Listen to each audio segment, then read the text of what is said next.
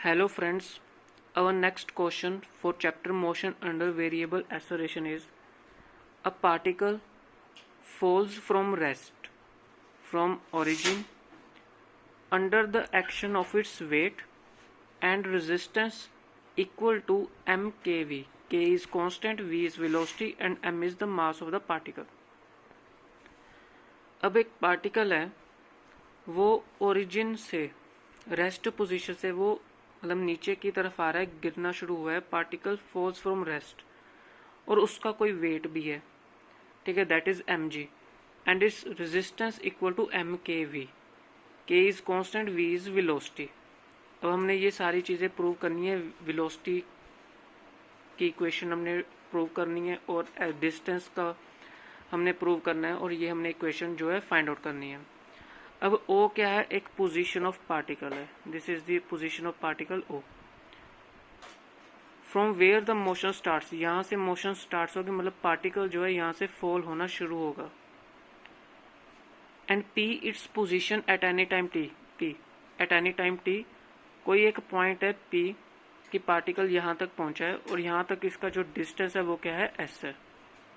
Effective force acting on the particle in the downward direction. अब अगर कोई इसका जो वेट है वो तो डाउनवर्ड एक्ट करेगा, और जब डाउनवर्ड एक्ट करता है और जो इसकी रेजिस्टेंस मतलब जो, और फिर क्या होगा कि जो इफेक्टिव फोर्स है वो डाउनवर्ड डायरेक्शन में लग रहा है. तो डाउनवर्ड डायरेक्शन की इक्वेशन क्या होती है? एम जी माइनस एम के वी.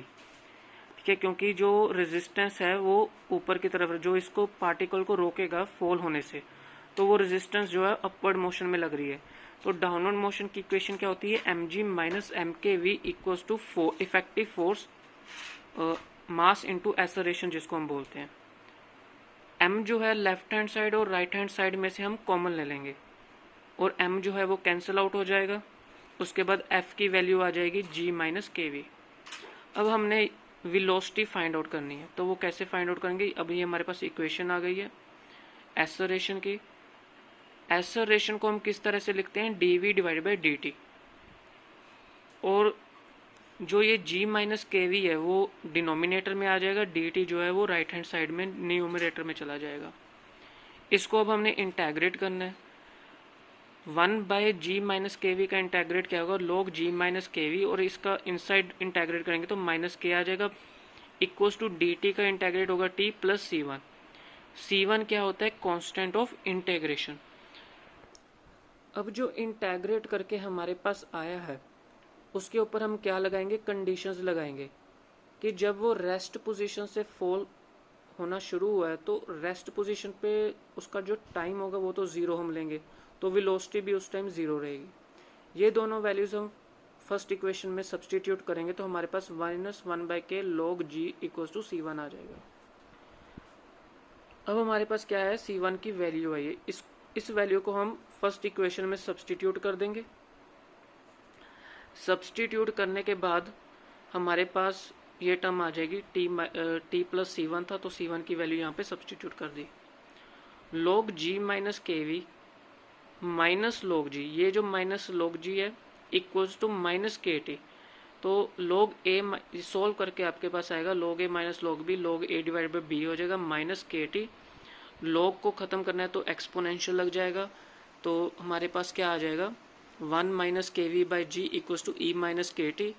के वी बाई जी क्या हो जाएगा? ये जो टर्म है लेफ्ट हैंड साइड आके माइनस हो जाएगी और ये राइट हैंड साइड आके प्लस हो जाएगी, तो हमारे पास वेलोसिटी जो है फाइंड आउट हो जाएगी. अब हमारे पास ये जो इक्वेशन आई है इसी से हमने डिस्टेंस निकालना है. वेलोसिटी क्या होता है? Change in displacement divide by time taken. D S क्या हो जाएगा? यहाँ पे डी टी के साथ हम मल्टीप्लाई कर देंगे. अब हमने इसको इंटेग्रेट करना है. डी एस का इंटेग्रेट क्या हो जाएगा? एस जी बाई के.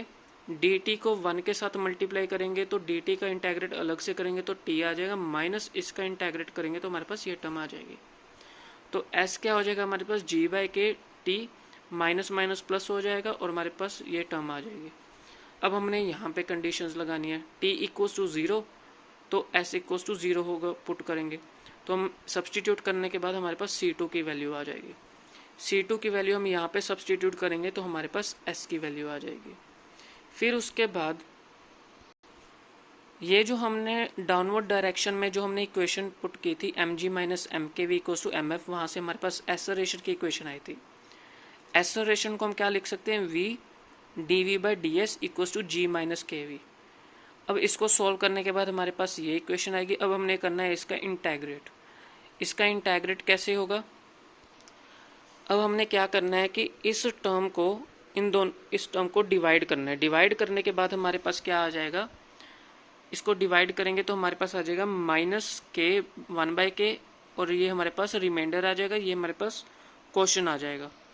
और हम इसको लिखते कैसे हैं, ये हमारे पास क्या है, question plus remainder divided by dividend. यहाँ पे आपके पास आएगा g माइनस के वी।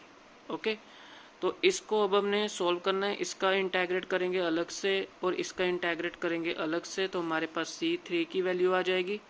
तो हमारे पास ये इक्वेशन आ जाएगी। फिर हमने v को 0 पुट करना है और s को 0 पुट करना है, तो C3 की वैल्यू हमने यहाँ सब्सटीट्यूट करनी है।